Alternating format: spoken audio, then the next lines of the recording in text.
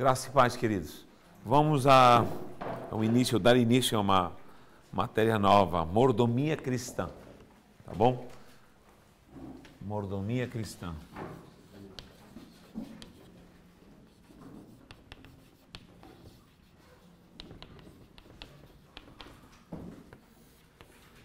Mordomia cristã. Mordomia cristã se refere a toda a gestão, toda a administração que nós podemos ter, desde vida espiritual, vida pessoal, vida emocional, vida familiar, vida financeira. Como é visto o perfil administrativo na vida de um cristão? Esses são os temas que nós vamos tratar, tá bom?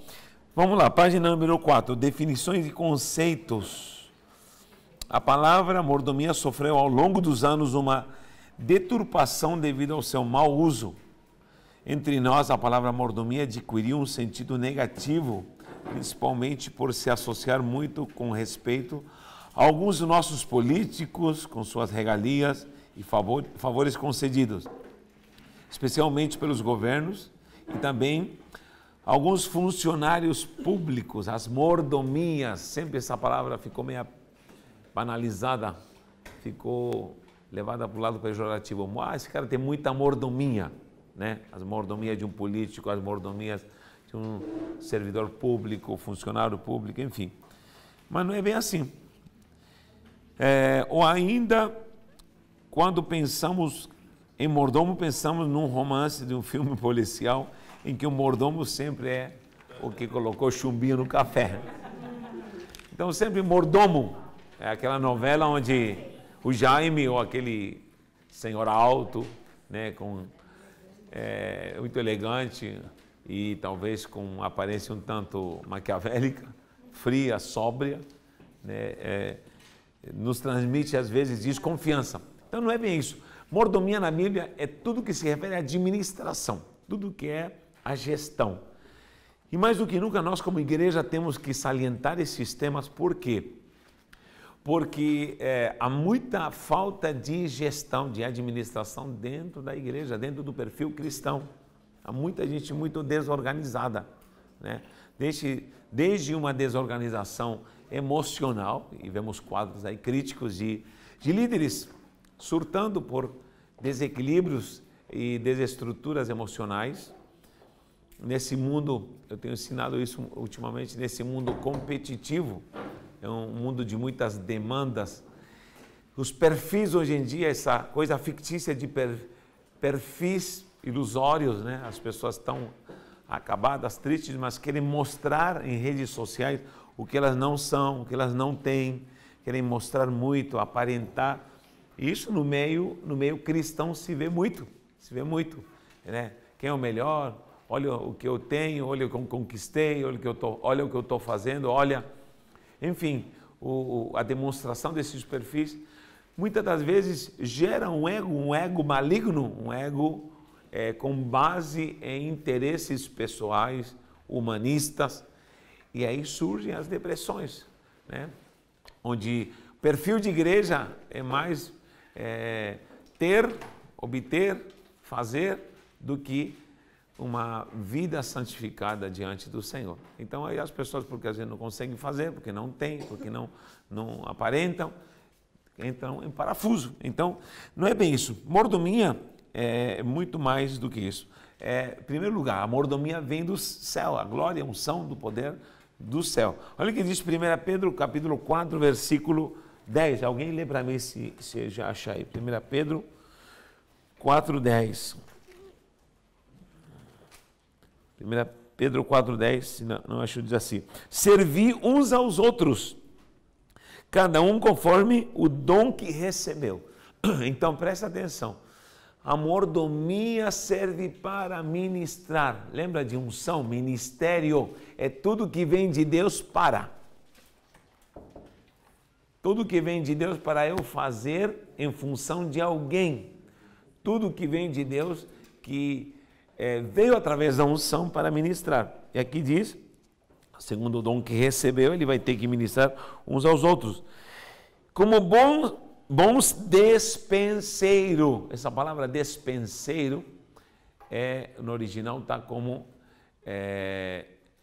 diáconos, muitas das vezes, e outras das vezes aparece como economista, oikonomos, que significa economia, economista, ou diaconia, ou servidor.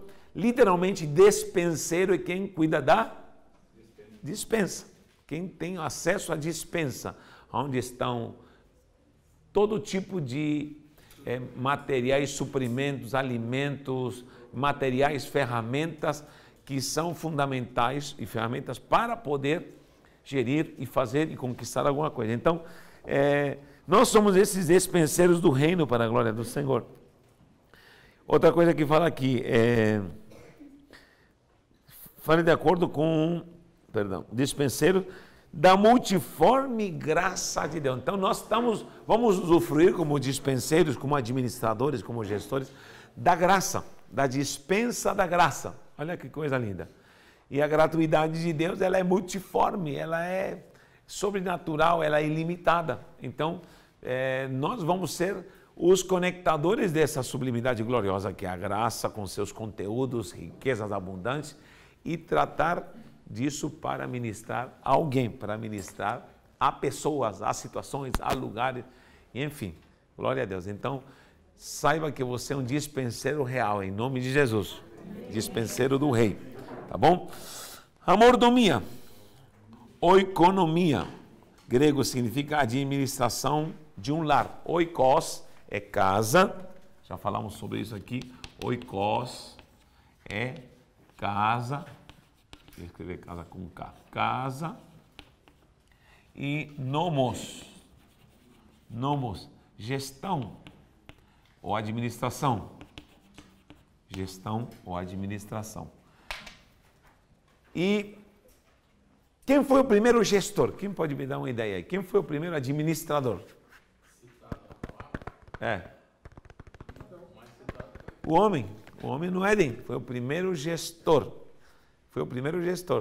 Ele recebeu 8 ordenanças de administração e de gestão, que se nós as seguimos, nós vamos ter sucesso. E se forem bem aplicadas, não vou entrar nesse tema, porque isso dá um estudo bem legal, né? Sobre que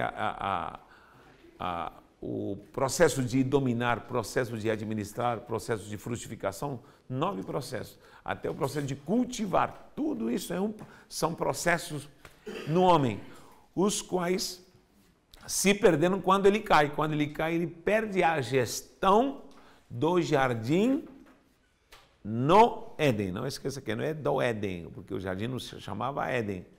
Éden é o jardim do... Não. Não é um jardim no Éden em si. Então é diferente do Éden. E ele era o maior gestor, ele só administrava. Quando ele recebeu a punição, o fruto da sua desobediência, o que acontece? Ele teve que lavrar a terra, ele teve que arar a terra com o suor da testa, agora ele vai ganhar o seu fruto. Olha que coisa difícil. Então, mordomia já é um plano em si, uma proposta santa desde o início para que o homem pudesse usufruir. E a administração bem feita terá usos de frutos magníficos diante da presença do Senhor.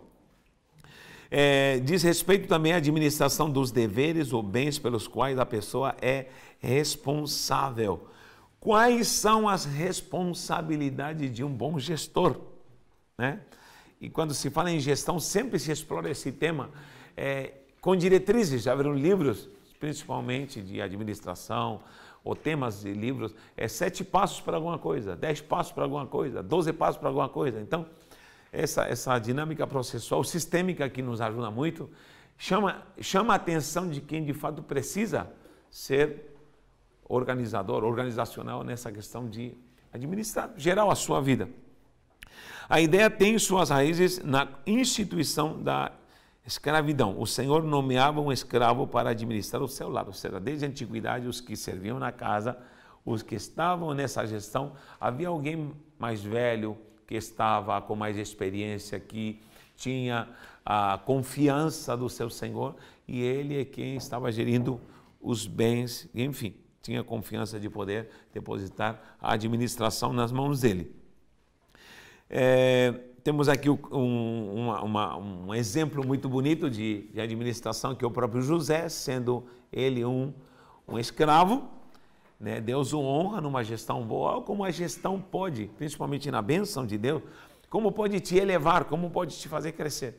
Se nós entendêssemos como nós precisamos ter uma gestão boa, desde o perfil humano, emocional, pessoal, e assim abrir esse leque para outras coisas, como Deus quer de fato te exaltar na terra e te prosperar em todo sentido. Então, José, meu irmão, quem é capaz de investir num presidiário aqui? Eu já entrei em cadeia para orar, já entrei em cadeia para pregar. É coisa triste, gente. É horrível, não tem outra palavra. É horrível. Não sei se alguém já entrou em presídio aqui. É coisa assim terrível. É um lugar que não dá vontade de entrar. Não dá vontade de entrar. Quem é capaz de investir num presidiário? Ninguém quer, porque o cara está condenado a 10, 20, 30 anos de prisão. Ninguém quer, ninguém quer. Agora, eu digo para você, hoje eu não estaria ministrando aqui se Deus não tivesse investido no presidiário. Meu avô era um presidiário e aceitou a Jesus na cadeia. Então, José era um presidiário. Deus se move na sua sobrenaturalidade e canaliza tudo, e esse presidiário se torna um governador, o segundo depois de Faraó. Uau, será que isso é possível? Aonde será que Deus quer te levar? Então é coisa maravilhosa. Outra coisa importante, a ideia comum da mordomia é encontrada em várias passagens no Novo Testamento, notavelmente na parábola do administrador infiel. Você vai ver a parábola dos 8 talentos. Se alguma Bíblia tem aí a parábola dos 10 talentos, coloquei do lado 8 talentos. Não existe a parábola dos 10 talentos, tá bom? Não sei quem inventou a parábola dos 10 talentos. Outro dia eu estava recalcando lá em São Mateus, quando Jesus, depois que ele ressuscita, serão bem-vindos. Tem lugar lá para dois, senta lá os dois. Senta lá juntinhos os dois. Serão bem-vindos, amém? Então, o que acontece?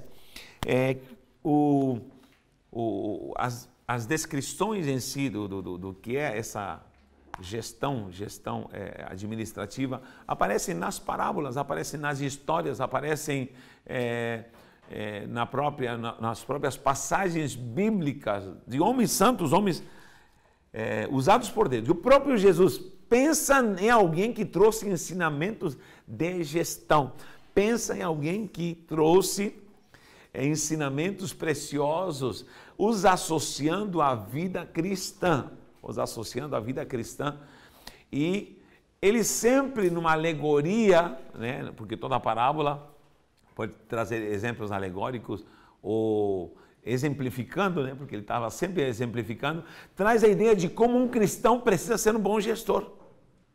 Então há uma demanda maior do que nós pensamos em gestão para o cristão. Quem concorda com isso? E nós precisamos saber muito mais do que isso, muito mais do que simplesmente achar que vamos nos manter. Já vou falar sobre manutenção, como tem gente que está só na manutenção e Deus quer fazer algo a mais pela sua vida e está exigindo algo a mais da sua vida.